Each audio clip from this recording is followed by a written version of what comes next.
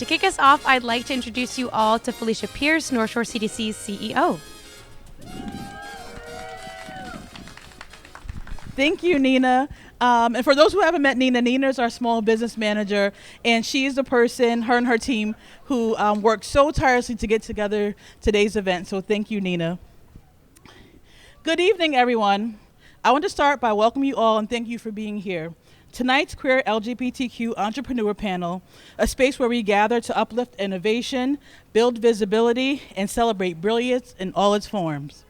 At North Shore CDC, our mission is rooted in equity, dignity, and justice. We believe that true community development isn't just about building buildings, which some of you know we build affordable housing, but it's about investing in the people who live in those buildings and the surrounding communities. It's about creating spaces where everyone, especially those who are most often pushed to the margins, can belong, thrive, and lead. That's why tonight's event like this matters. Because when we invest in queer LGBTQ entrepreneurs, especially those who are Black, brown, trans, or non-binary, we're doing more than just supporting them and supporting small businesses. We're resisting systems that were never built to include everyone.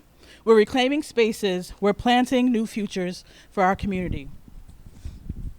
Tonight, we are honored to hear from change makers who are building not just businesses, but culture, freedom, and opportunity. For those who don't know, I moved here 10 years ago from Harlem, New York, to work for North Shore CDC. And one of my favorite librarians and also authors, Audre Lorde, said, "When we speak, we are afraid our words will not be heard or welcomed. But when we are silent, we are still afraid. So it's better to speak." Everyone say, it's better to speak. So let this panel be a testament to the power of speaking. Everyone say, power of speaking. Of showing up, of building boldly and beautifully in our own truths. Thank you for joining us, and thank you for coming tonight. It's hot, so thank you for, it's a little cooler, but it's hot out here. And I want to also say that I became the CEO a year ago, and my first hire was our Chief Program Officer, Liesl Hacker, who's here today. And I'm so excited to have, number one, the second, but also that Liesl will now take over some of my duties and responsibilities for welcoming people. So let me join me in welcoming Liesl. Thank you. I'm not going to take over too many of those responsibilities, but so my name is Liesl Hacker. I'm the Chief Program Officer here. I'm also a proud member of the LGBTQ community. So very happy to be able to be here tonight to support the event. I still have notes because I am relatively new and I don't want to forget anything, but I'm here to kind of talk a little bit about the North Shore CDC if you're not familiar with us, some of the things that we do. So like Felicia said, housing is one of our biggest efforts, and we have 474 units across the North Shore. But we do a lot more than that. We also have workforce development programming in our nationally recognized Youth Build program, which is for out-of-school youth to come in and get continue their education and get some workforce development skills. We have resident services for those that are in our housing units, but also for the community at large, sort of like case management services. Whatever is needed, we will help try to connect people with those resources. We have community building, which does a lot of amazing events that I'm sure many of you have been to already. We also have like the VITA tax program. We can come in. It's luckily thank goodness tax season's over, but it'll come again like it does every year. And so you can come back and get taxes done. We have digital literacy classes, those type of things. And then we also have our public art and placemaking, of which is surrounding us right now with our Casa de Abuela, our beautiful murals. And if you haven't been down to Point Park, that's our newest exhibition of the faceless dolls. It's going to be my goal to work on my Spanish, but muñecas sin rostro, those are the faceless dolls that are in Point Park. And if you haven't been there, definitely check them out because they're beautiful and they're very just spectacular when you walk into the park. So I also just want to thank our sponsors tonight, which are MGCC and Urban Agenda, as well as CDBG City of Salem. So thanks for providing the funds to be able to put something like this on. And then we also want to thank our partner, the Massachusetts LGBT Chamber of Commerce. And then I just want to share on a personal note, I think when you support LGBTQ owned businesses, you support inclusive businesses and safe spaces. And that's what I really want to say. It's when I see flags and windows and I automatically feel safe. My family feels safe. I will say, like the castle, Ren, who you're going to see later on tonight, my son, who has 2 moms, also a little quirky, not going to lie. His favorite place on earth is the castle because he feels safe there. He feels seen there. And that means the world to me as a parent. So, I thank you all for being here to support everyone who's here today. And then we should get out there and also support these businesses with our dollars too, our dollars and our support. So thank you. I'm going to turn it back to Nina for some logistics. And don't forget the ice cream. I am like really sweating. I'm going right there right now. Thanks, Liesl. Yeah. Lovely. All right. Well, like everyone said, this is part of the small business program that I manage at North Shore CDC, which strives to help small businesses all along the North Shore or aspiring small business owners, prioritizing women immigrant-owned businesses. And one of the ways we do that is through promotional events like these. As a member of this community, the LGBTQ community, I was really excited to be able to put on this panel. So I'm just thrilled to be here tonight. And I just want to say you have a really exciting lineup of panelists coming. They're really diverse in terms of the industries that they're from and also their identities. And I just want to commend you all for your bravery and your vulnerability coming up here, speaking in front of an audience. It's a big ask and not one that you normally do in your day-to-day business activities. So it's stretching a different muscle. And I'm just really excited for you all to hear what they have to say. A few logistics, like said, the layout of the evening will go, each business will come up with me and have a short little interview of questions so you can get to know each business one at a time. Then we'll take a quick 5-minute break if you want to grab more ice cream, more food, although you're welcome to get up during the event and access those things as well, or use the restrooms, which are up there through our office inside. Please feel free to do that. We'll switch up the chairs, and then the second half will be a full panel. So all the panelists will be up here, and they will have a microphone that they will be sharing, and the other microphone will travel through the audience. So if you have questions throughout, make note, because there will be time at the end to ask them. Thank you to Salem Access TV. Steve is here shooting us a video, which we will have edited on YouTube at the end, so you can view this as many times as you want. How exciting. Also, Dana of DJQ Media is here to shoot some pictures, so those will be great to have. We love to have pictures. And then thank you so much to the Castle and Whimsy for catering this event. We have delicious food and ice cream by both of panelists, so thrilled to have you here for that. And that is all I have to say for my intro. So to start us off, I'm going to welcome Tariana up for her first interview. Tariana of M Vision Productions is an award-winning social impact storytelling agency for visionary organizations. Based in Lynn, they run M Vision Studios, a creative and community rental space. They are queer, minority-owned, and women-led. Tariana, how has being LGBTQ+ and mixed race affected your entrepreneurial journey? Thank you, Nina. It's a pleasure to be here. My name is Tariana. When I think about this question, I think about the younger me, growing up, being mixed race, Dominican German, the first in my family to be born here and to go to college and working class. I always felt like I had an X on my back. So to then be openly pansexual felt like dangerous. And I was pursuing a scientific research career where those identities can label you as subjective in the work. And it wasn't until I took a LGBTQ a health class. And after the class ended, I broke down in my professor's office and I came out professionally. And I never looked back since. And I transitioned from a research career to an entrepreneurial career and committed myself to creating a company where everyone can bring their authentic selves to work, where the mission is the work, and focusing on stories that have social impact and that focuses on real people. That is what we set out to do. And I feel like I'm living my purpose. I'm living everything that I embody. I'm able to infuse in that. Yeah, that's a lovely story. Thank you. What's the most unexpected lesson you've learned on your entrepreneurial journey? The most unexpected lesson. I mean, everyone tells you business is hard, right? You don't quite know how hard. And there are moments where you're like, is this going to be the end of the business, right? So the pandemic for me I learned just how strong you have to be. I was pregnant. I was finishing my dissertation. contracts were, shuttering, right? And so I thought, is my business going to go under?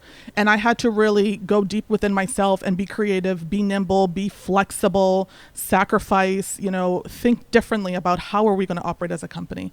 And in that pandemic, because we couldn't do paid work, we said, you know what, we're going to do free work. We're going to give our services to the community. And then we shifted a bit to being a social enterprise and having a giving forward initiative where we support BIPOC-led nonprofits through free services. And then ultimately went on to create a scholarship for activist graduate students. Yeah, very cool. What is or did your business do during Pride this year? One of the most inspirational parts for me is that recently we teamed up with United Lynn Pride to host a screening of their film, Finding Refuge, Demanding Equality, which chronicled 100 years of LGBTQ history in Lynn. That was not a history I understood, and I don't think Massachusetts uplifts enough. So I felt seen. I felt so proud that Envision Studios, our commercial space, and our parent company, Vision Productions, is housed in Lynn. I feel like we're a part of a radical, forward-thinking, community-based legacy. So it's just an honor to be part of that. What's the most original piece of advice you've ever received? That was the question I was dreading the most. Is that it's the But I want to know. When we first started Envision as college students, my co-founder Jonas and I, one of our earliest clients, she was an advisor of mine. She said, you know what, Dariana, at a certain point, I won't be able to afford you anymore. So we did photography for her family. And, great price point. We're really, just budding entrepreneurs, super cheap. And that advice about price point stuck with me, but it speaks more than cost. It's about evolution. What she was basically saying is, do not be afraid to change. Do not be afraid to be different than what you are right now. In fact, you should be different than what you are right now. And I think that has been the journey of Envision and my personal journey as well. Mm-hmm. Well, on that note, how do you hope your business will grow or change in the future? We're a small family-owned business. Been honored with some awards recently as the 2025 Massachusetts Micro Enterprise of the Year by the SBA, for example. So just super proud, who would have thought under these federal conditions that, a social justice agency led by a queer woman of color would be representing Massachusetts small businesses in that way. So it's truly an honor. When I think about the future, I want to leave a legacy of a business that does things differently, that isn't afraid of who they are, that sticks to their values and identity, no matter how hard it is to do so, because it's a necessity. And I think living our truths is a form of survival and resistance. Totally. Thank you so much. Thank you, Nina. Appreciate it. Next up, we have Rin of The Castle. Since opening in 2015, The Castle has strived to be a place for building community. A full-service restaurant and bar equipped with hundreds of board games. They've hosted speed meetings. What are speed meetings? It's like speed dating, but for friendship. Oh, yeah.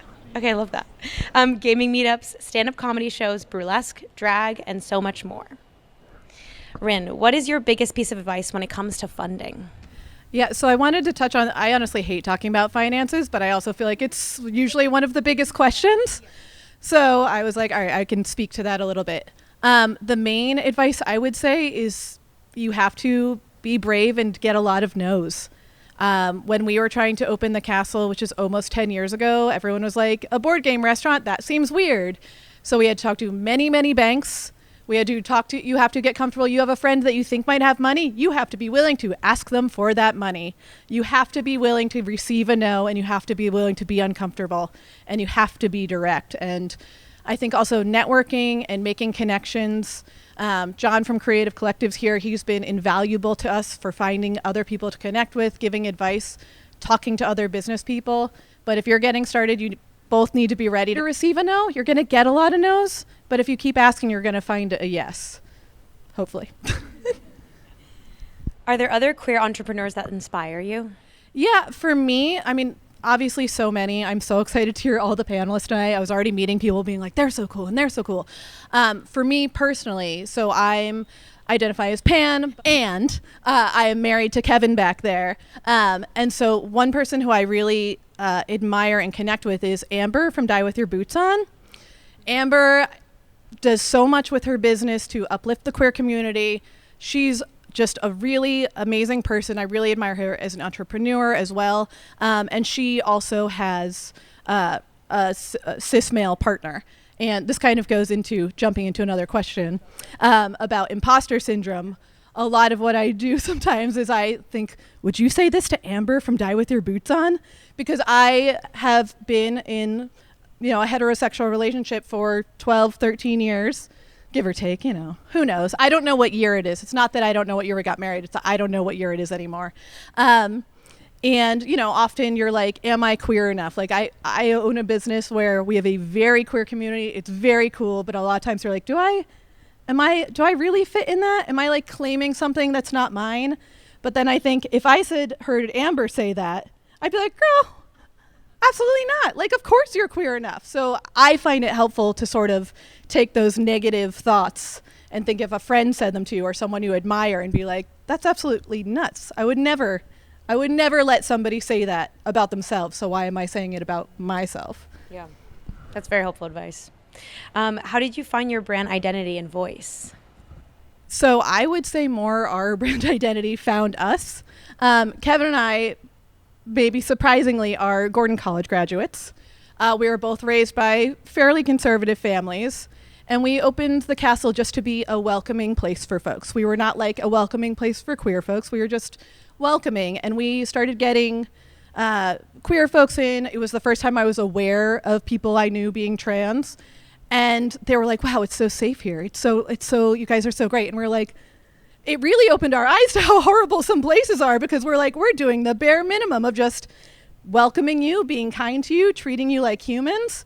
And the more we did that, the more we're like if you had told me 15 years ago when I was a student at Gordon College, I was going to have this extremely queer business, I would have been like, pray for my future self.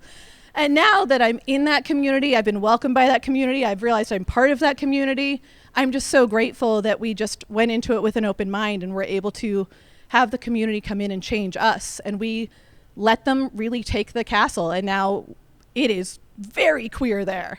And that is what I want. And that's what we embrace. And now we push that further. We really do try to go out of our way to hire queer folks. We try to go out of our way to have queer events. But it definitely did not start that way. It was the community just showing up saying, hey, they're not abusive. And we were like, wow, the bar is low, but please keep coming in. You're safe here.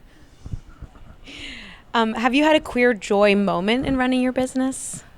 Yes, we've had many, which is awesome. I mean, I just had one a few minutes ago with Liesl talking about their child. We run a D&D for middle schoolers program, which brings in a lot of quirky children, and it's amazing to have them there.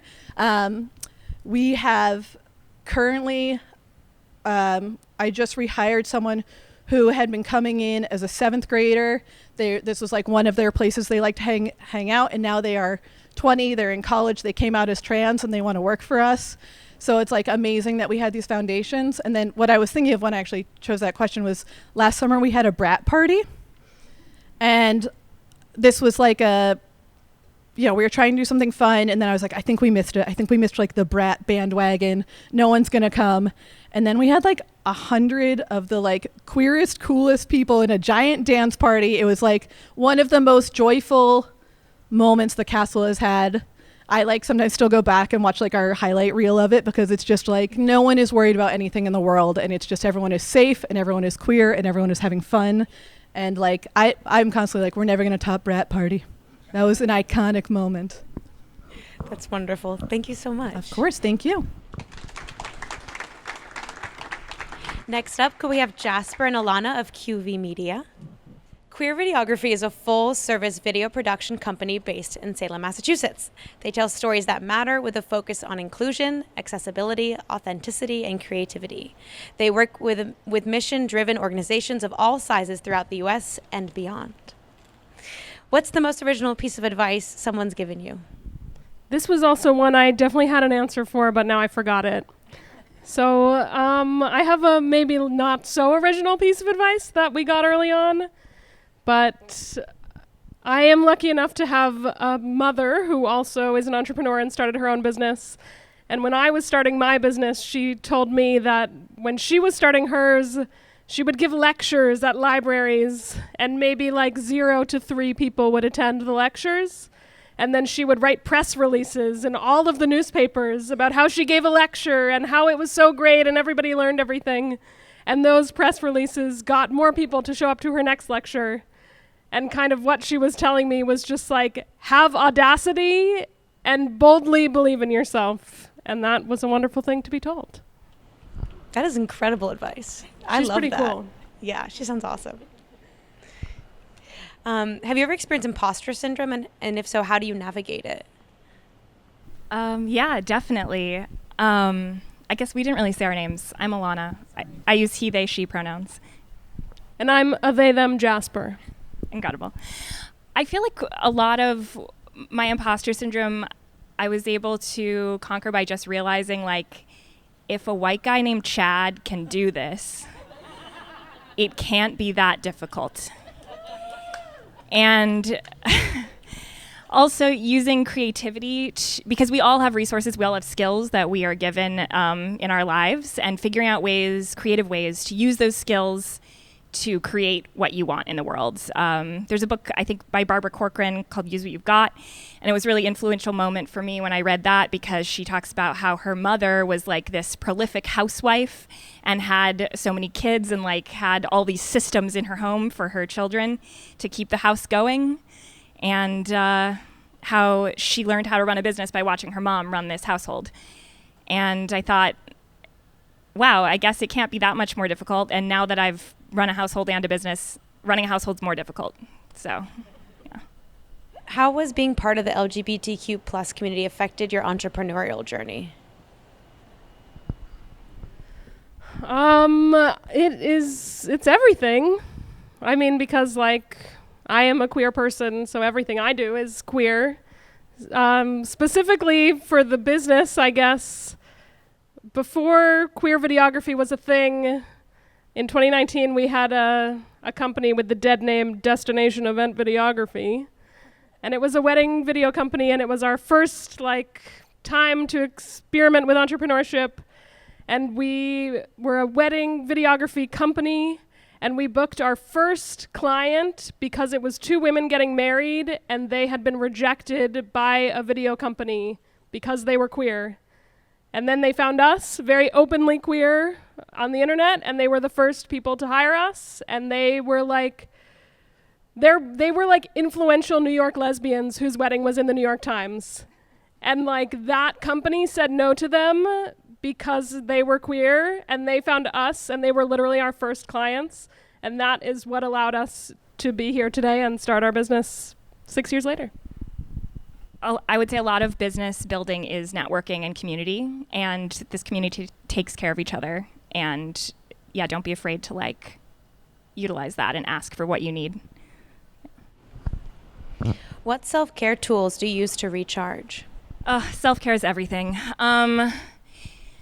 Because when you have a small business, at first, you are the business. If you're not okay, the business is not going to be okay. And I think for me, it's always been about prioritizing myself first so that my business can succeed. For me, I mean, it's going to be different for everybody, but I mean, embodied things are wonderful, yoga, going outside, hanging out with friends, all of this stuff. And shifting into this part of my career in media specifically really marked a shift from priority on work and career versus just trying to have a career to live my life, because the world's crazy right now, and I don't want to take anything for granted, and I want to be awake and alive for the moments that I have in the world. And I think that shift in lack of hustle, I guess, really, my business took off in a way that I could not have predicted if I had kept my nose to the grindstone and really kept working those 60-hour weeks. So yeah, if you're considering joining the self-care cult, do it. And like from the foundation of our company, because you came from that hustle culture, like we have always said that the rest is part of the work, and maybe it's more of the work to rest. And so you're being productive when you're resting, more productive than when you're like putting your head down and getting in your business. So true. Thank you so much, both of you. Appreciate it.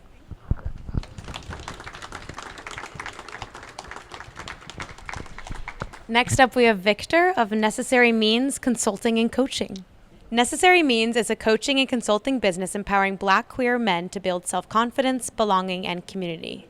Through culturally rooted guidance and practical tools, they help individuals tap into their full potential and live authentically. What's the most unexpected lesson you've learned on your entrepreneurial journey? Hi, my name is Victor. I use he, they pronouns. I also have cards here because my memory is lacking.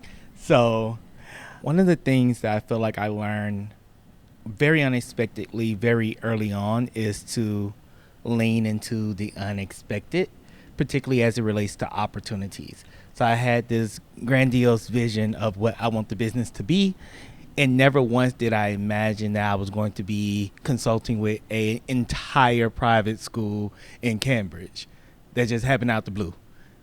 And I said, you know what, we're going to go with it. And it ended up being one of the best opportunities I've had thus far. How do you hope your business will grow and change in the future? I hope that the business is able to bring on more healers, more people that do healing work, as well as offer healing retreats, workshops, facilitation opportunities, and really getting into other parts of the state. Right now I'm very central to Boston, but other parts of the state where we can go in and find Black and brown queer men who need support, who need healing, who need community, and offer that to them. How did you find your brand identity and voice? I thought about what I needed. It was a lot of, I need this thing. I'm going through something right now. I am in transition. I'm growing from a 20-something to a 30-something. What does that look like as a Black queer man in Boston? So I needed help with that. And I sought out coaching. And in seeking out coaching and finding that, I was like, okay, this is what everybody needs. This is a void that I feel like a lot of Black and brown queer men need, this opportunity to grow and learn in a safe space about themselves and build themselves. How have you used your identity as a queer LGBTQ owned business to uplift the community? So I'm 35, and I've been speaking this way since I was 10. And oftentimes, and I grew up in Mississippi, and I feel like my accent is very watered down right now because I've been here 12 years.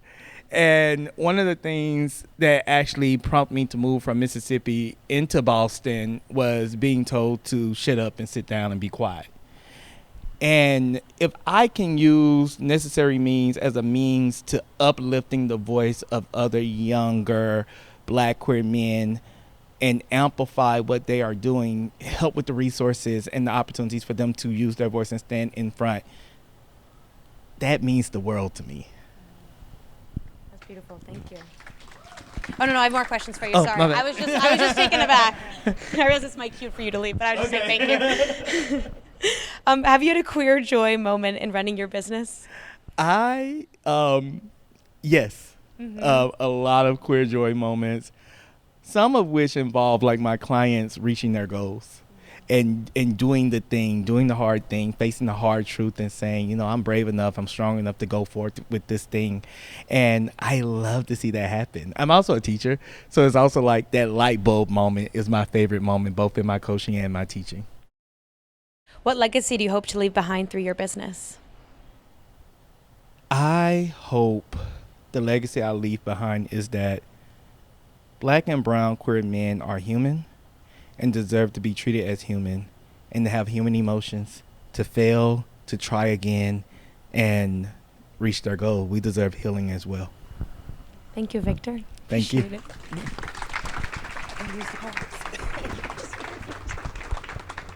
Next up, we have Elena of Whimsies.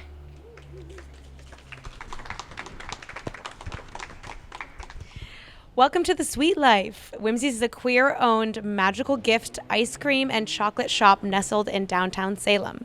Discover hand-poured candles, all-natural body care, and beautifully crafted jewelry created by women and LGBTQ plus artisans. Proudly serving local ice cream, fine chocolates, and craft sodas. When you need business advice, who do you turn to? Everyone. Literally.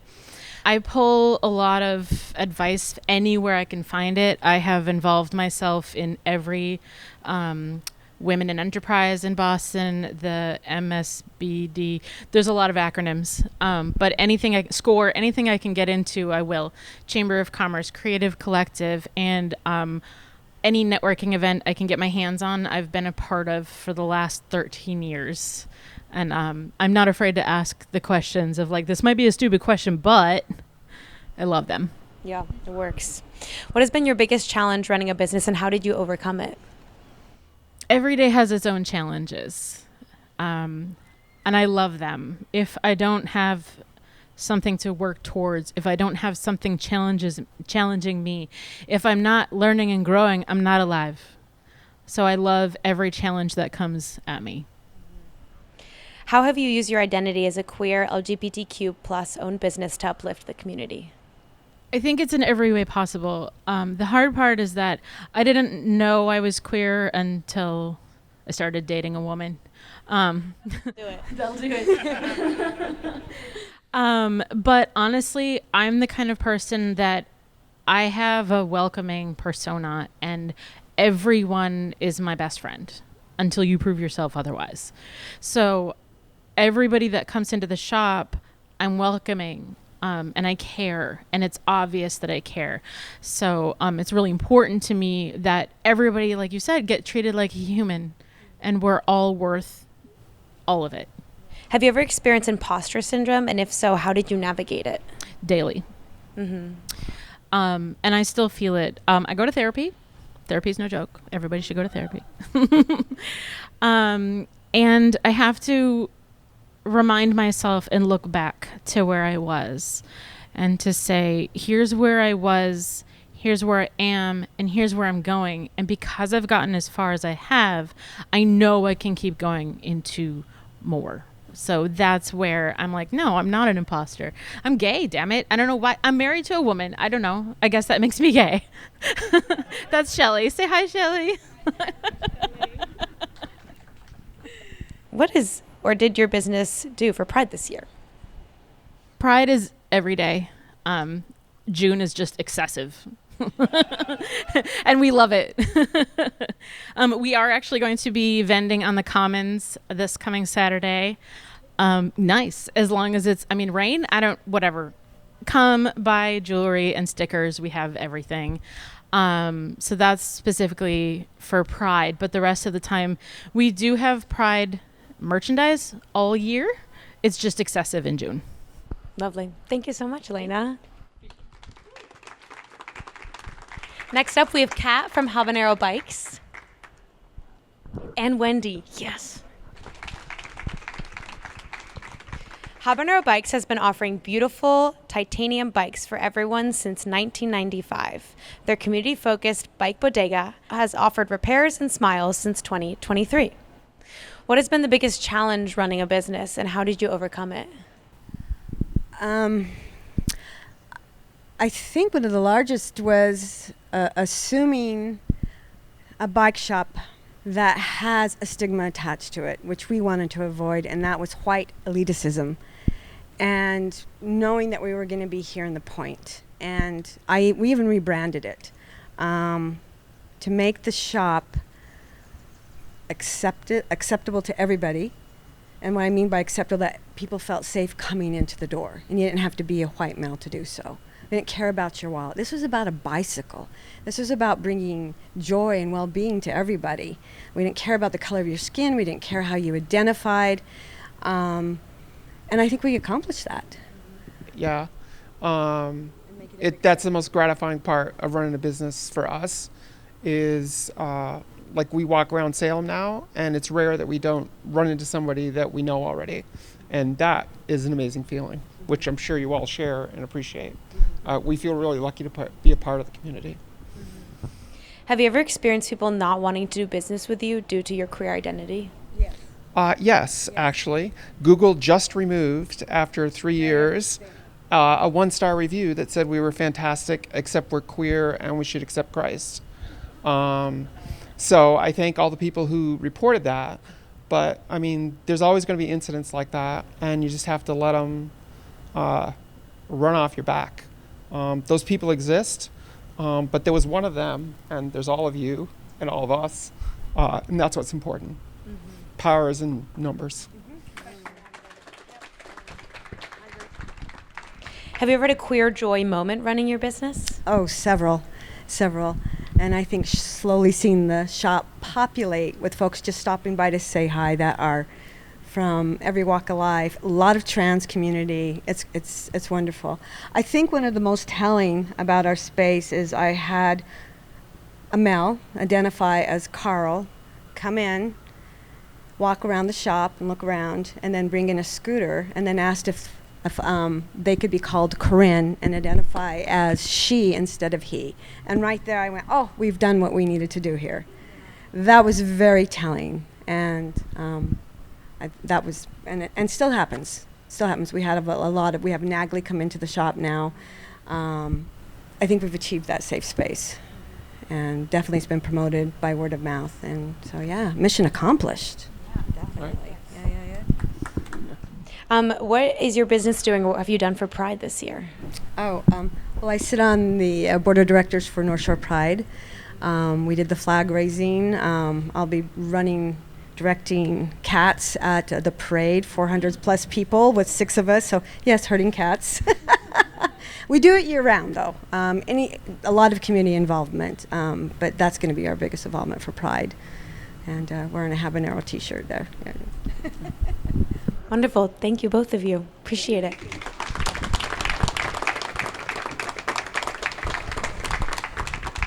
Last but not least, we have Jay of Aon Counseling and Consulting. Welcome to the stage of sorts.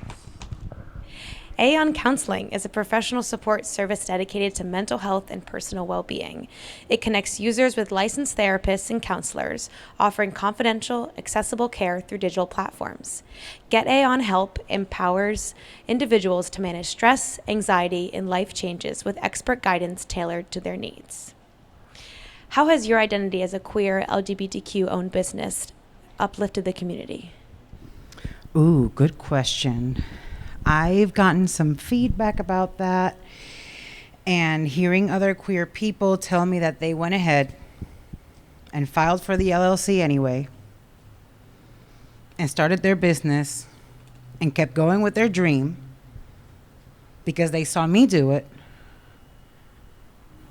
felt very different. That was a very different point in my career, and then it started to happen more and more often, and that's when I pushed into more consulting. But I think that creating a safe, permanent space for people to be able to process and be their most authentic selves, as I know a lot of people have mentioned already in their 4 minutes, because of course now I have to bring the biggest comedy, potentially, and the most queerness.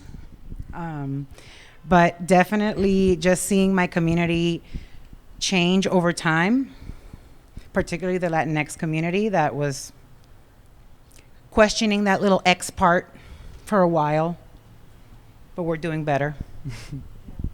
What kind of networking has been the most impactful? Well, at the beginning of my business, it was all in person and who you know and bring your business cards. The pandemic threw all of that away, and we learned to nurture these friendships, these connections, these people in a very different way. So I decided to delve into the folks that we already had and keep working from there. I think a lot of the brand identity comes from the amount of networking that has happened internationally over the years, especially politically. And so here we are trying our best. Have you ever experienced people not wanting to do business with you due to your queer identity? Oh, for many reasons, not just the queer identity, but also it's never the people looking for therapy. Somehow. It's never my demographic or the folks that I actually treat or the majority of the people who come to our clinics. It's hundreds of services a week by dozens of therapists. And so it's very interesting that the people who have told me straight up, we will shut down your doors. I've received stop work orders. I don't know why. It doesn't matter. I will do it anyway, and I will offend you anyway. But Haters will hate, and we love that. Have you ever had a queer joy moment in running your business? Absolutely. It was by mistake. A few years ago, I get a notification that a page on Facebook had mentioned my page, and I didn't pay attention to it, but eventually I click on it as I'm doing the rest of my work. And I saw that we had been nominated for an app called Engaged that voted us to be in the top 5 queer-friendliest therapy practices in the state. And I cried. And I said, wow. So that means that we reached the right people. Because usually as a therapy practice, it's not like queer therapy only. No. Anybody can come in. And we have therapists from different parts of the world. But I think the queer joy moment came from just like, we could really do this, and it's being recognized, and people can see it. And so that one was bigger than any Amplify Latinx, any other award that I've received. It was that specific moment. And then finding essentially the LGBTQ Chamber of Commerce changed the game for me. But queer joy comes in many different flavors, including my turtles having children potentially this week. We're not sure about that. Hatchlings. That was a little moment of, oh my God, my children are having children. So stuff like that. But the biggest ones are usually when you see patients or friends be inspired by what we've been doing and the grassroots work that this has required over the years. No matter how people have judged it, still gonna say it, still gonna offend people, but that's okay. It's not for everyone. What legacy do you hope to leave behind through your business? Oh, that is a good one that I did write down. One moment.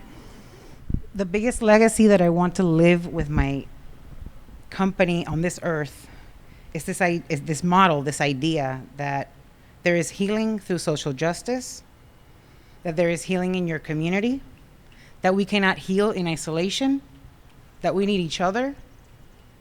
Even when it feels like, you know what, I don't really want to be around anyone. We went through the pandemic. Even the styles changed. Even the way we dress has changed to a more comfortable, relaxed fit. Able to run in the event that you need to in an emergency. But I want to leave a lineage of leaders that bring thoughts to the community and have safe think tanks to be able to talk about these things and come up with these ideas together. If that makes any sense.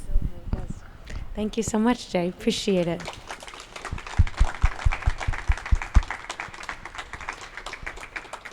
Well, thank you to all the panelists for taking the time and coming and sitting up here by yourselves and sharing with us. So yeah, we have the latter half of the event for you all to ask questions of the panelists. Like I said, they can be for all of the panelists and everyone could go. It could be a question and those who have an answer for it can give it. Whatever you're curious about. Is there someone who'd like to start us off with a question? Hi. I have a question specifically for queer videography. Mostly because you didn't get asked the question, but are you going to have like a booth at Pride, or what do you do for Pride? Or are you doing anything for Pride? What a great question. I wasn't expecting that. We are not going to have a booth at North Shore Pride, but this past weekend was the Panorama Queer and Trans Youth Film Festival at the Peabody Essex Museum, which Queer Videography produces, but is definitely a team effort of many people. And it happens twice a year, once in June for one day, and then a 3-day festival in the winter.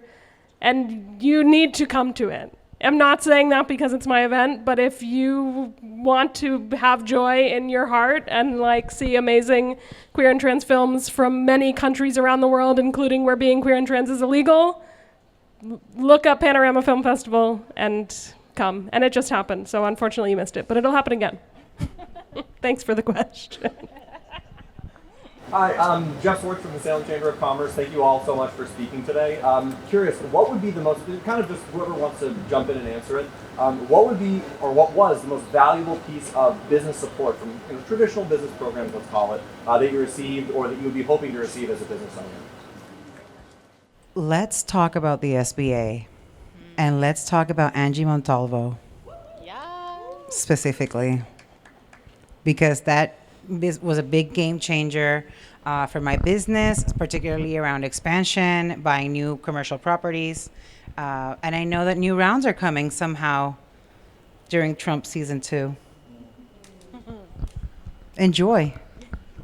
I want to second and give a shout out to Angie and also to the whole team at the Massachusetts LGBT Chamber of Commerce. What they offer, at least my experience, has been personalized service that I can email Angie and say, I have a question, I have a concern, I'm dealing with this thing, can you please refer someone, or I'm filling out this application. I feel safe to reach out to somebody. And I know I'm part of hundreds, if not thousands of businesses in this Chamber of Commerce, and yet I feel like a person and not a number. And the services are top notch. It just feels like an inclusive family, and I really appreciate that. When I started this journey of entrepreneurship 13 years ago, it was SCORE was the first place I went. And I've been pivoting is the word when we have to shift our idea or change how we do something or what our business type was. My original goal was a bakery. I'm now an ice cream and retail shop. That's okay. Anyway, SCORE, super helpful. Also, they still have amazing workshops at the Salem State Center for Enterprise. I try to go every chance I can. They're free. Also, sometimes I go even if I don't necessarily think what they're teaching can help me, but I want to meet everybody else in the community. I just want to give a shout out to Nina. Habanero. You've done so much for Habanero, and she's got such great energy. The CDC, you've all been so wonderful, and that constant, continuous coming over, and we're horrible. We suck at emails. I didn't even know what questions I was going to get asked today. I didn't even know I was going to be here, but here I am. Thanks, Nina. Thanks for having me over all the time. Yeah, it's yeah. Just hang out. It is, yeah. We got cappuccinos. We have latte machine, everybody. Come on by. That's what I really go for. Thank you for being here again, and have built great businesses. Sounds all like you're all very successful. How do you expect to pass that on to the next generation? Do you have students coming in to help you out? What do you do to kind of build this queer community for the next generation? Not like you guys are old, but we have to be thinking about that, right? We have to be thinking about how we pass this on. I am fortunate enough to be in community with a number of young people, both as a teacher, but also I'm a member of a fraternity. And I see the younger queer members of that fraternity make a lot of noise. And I go where the noise is and ask, what do you need to make this an inclusive space, a more inclusive space? What do you need to amplify your voice? How are you doing? In what ways can I be of service to you? And can I use necessary means to be of service to you as well? So it's, again, thinking about what did I need at 22 years old when I was trying to make noise? Small businesses are part of the community, and the community must live on. Right now, I mean, we've only had this business for just over 2 years, so I still feel like we're sort of babies in that realm. However, staff are the most important part of our business, and if we don't take care of them, no one will. So we make a very big point. My dress code is be practical, but be yourself. And I want people to come as they are and be able to get around within the world around them. So the legacy, what we want to leave to the next generation is somebody's going to buy this store from me 25 years from now. And I would love for it to be somebody that worked there. I want everybody that works there, it's retail, right? People aren't expecting a career out of this. But if me being their boss helps them step into their voice, step into them feeling comfortable with themselves, I will help them every step of the way. And that's how we can help back with the next generation. My plan is community colleges, straight up. I started teaching in community college the last year, and I have had way too much fun. I can't believe they're allowing me to do this. Every day is a blessing, and all the little queers come to class loving it, okay? It's comedy hour in the best way. Community college. So we've have Naggly in our shop quite often, and this industry has taken a hit. The cycling industry, fabricating frames, and it's an old industry, and it's very important that we see it continue for so many reasons. Internships. We get a lot of the neighborhood kids to come in. One of the best groups that we had in was the Girl Scouts. And they were second graders, Kat? Yeah, they were tiny. And they were so eager. Yeah, they were little folks. And we had a blast. They were hungry. And she wanted to introduce them into industries, their troop leader, where it was predominantly men. They just left a robotics class. So they were over here in the shop. They had tools. They were working on the bikes. It was great. So we really want to foster that. And I think that's how we're, by this exposure and curiosity, is how we're going to encourage that continuous on. Because Kat and I are old. No, we're getting there. We also have an internship program, and we have a few students come through. Since we're only a 3-person company, a few students come through every year. And I always just try and, first of all, just me owning a business, being who I am in media and tech is like really, I think, helpful for them to be able to see, because a lot of the interns that come through are queer kids, or they're femme-presenting people that just don't see themselves represented enough in the industry. And my goal is always to learn as much as I can from them. I want them to break my systems and challenge me so that I can build better systems and like a more resilient company, because if my company is going to be future-proof, I need it to work for this generation that's coming up. And I also want to kind of ruin every other job they're going to have after this job by making sure that they feel taken care of as people and that they know how to advocate for themselves as human beings first, and not just cogs in the machine of capitalism, and giving them language to advocate for themselves. And Gen Z is ready. They want that. They've learned all about therapy on TikTok, and they're ready. So, One of our interns, our first intern, just started her own production company in Chicago. Witch Productions. Other questions from the audience? I don't want to answer for Ren and the castle, but I will say that, no, that my son started using they pronouns because of going to the castle. And I think that not because of his gay parents, but that was because he had folks there that went by they, them, and he just started doing that naturally. So by opening those doors and creating spaces for the younger kids to come in too and have exposure to that, and it's just like no big deal. They're just there playing games and hanging out. But yeah. I will say, when we're talking about entrepreneurship advice, make sure you have an exit strategy, because I will say, like, sometimes it's been really tough for Kevin and I, and we're like, do we want to get out of this? And I'm like, no, God, no, please don't. And we feel that, and we're like, we are important to the community, so you want a plan to be able to pass it on and not just shut it down. I mean, my dream would be, if we have 3 children, I would love if one of them who's grown up in it wants to take it on, and maybe they won't. And hopefully we've had so many amazing employees, but you know, as far as like that's something people don't always think of, is how will this get carried on? And you need to, when you're opening, especially something that's meaningful to people, you know, maybe something else will fill that gap. You don't want to get a big head and be like, we are the world's most important, but there's a limited amount of safe spaces for queer folks. So you sort of have a responsibility to think about, if I personally cannot carry this on, how do I keep it going? So if you're considering opening a business, make sure that exit strategy is part of that thought process, because you don't want to just be doing it because you feel obligated and feel like you owe it to the community if it's wearing you down, but you also don't want to end it before its time is over, even if your time is over. I also had a question that anyone can answer. I'm just wondering, in this time of, you know, there's a lot of messaging out there that's not positive. And how are you all like kind of counteracting that, whether it's been directly pointed at you or indirectly? My entire structure of my business, particularly being an LLC, came from that knowledge base.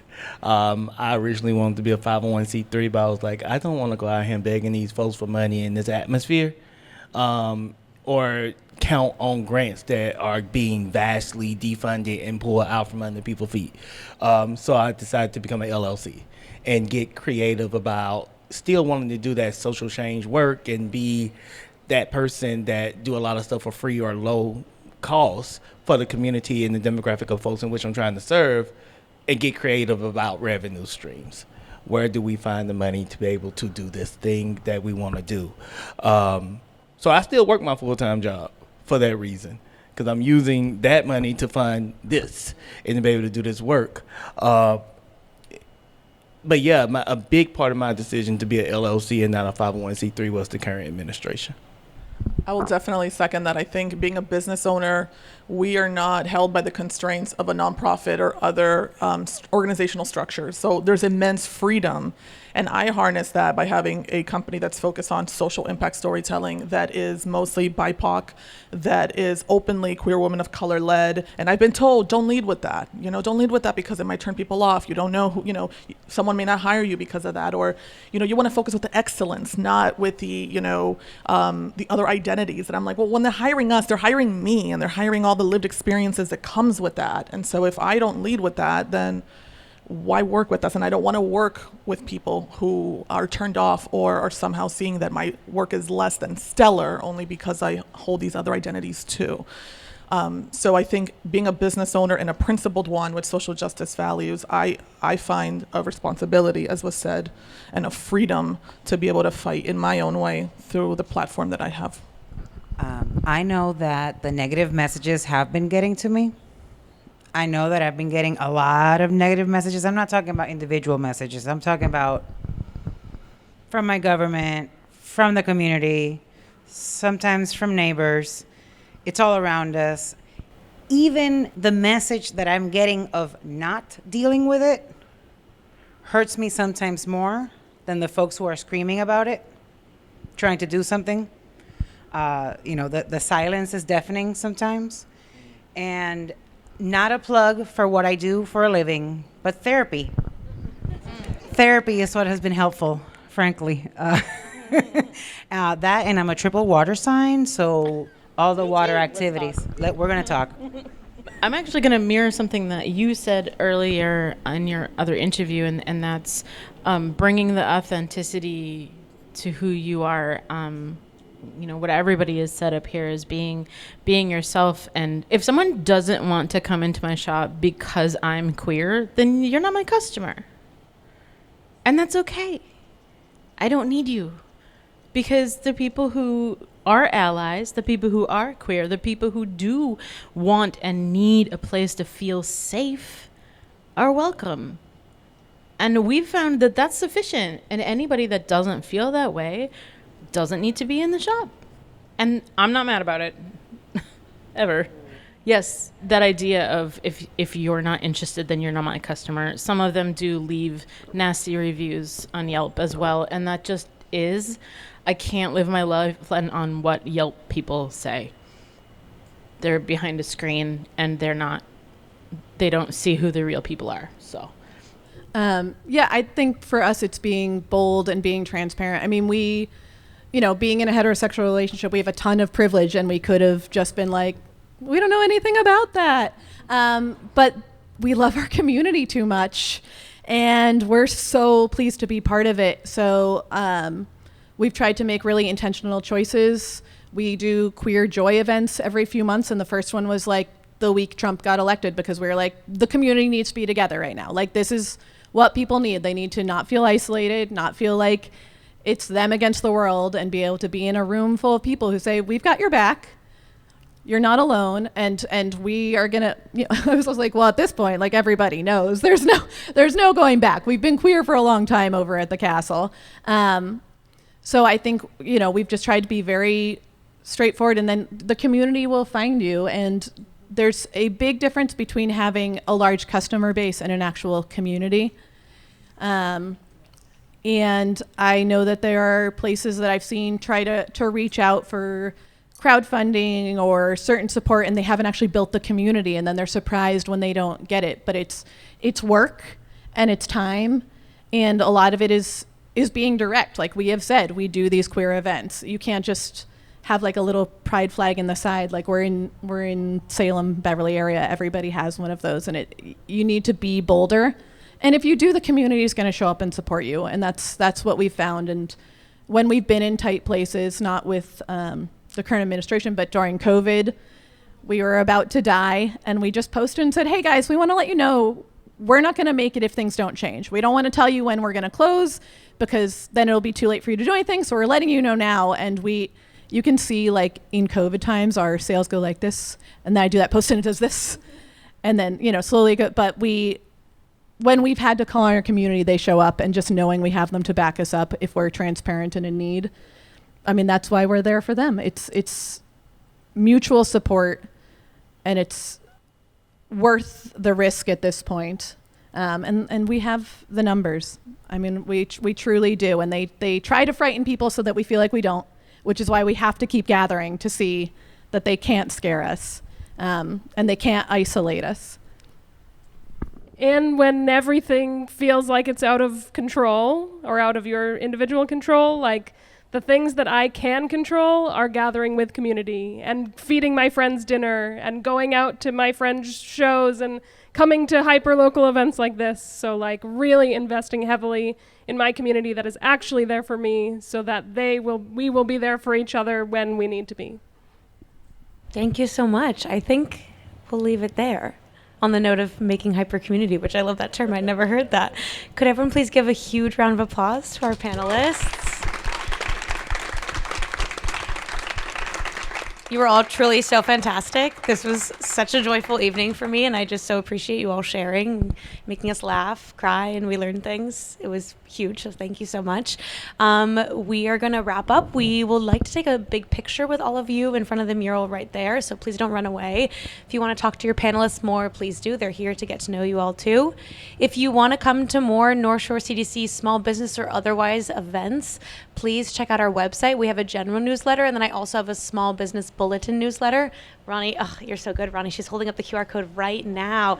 So you can subscribe to my newsletter. It goes out every month.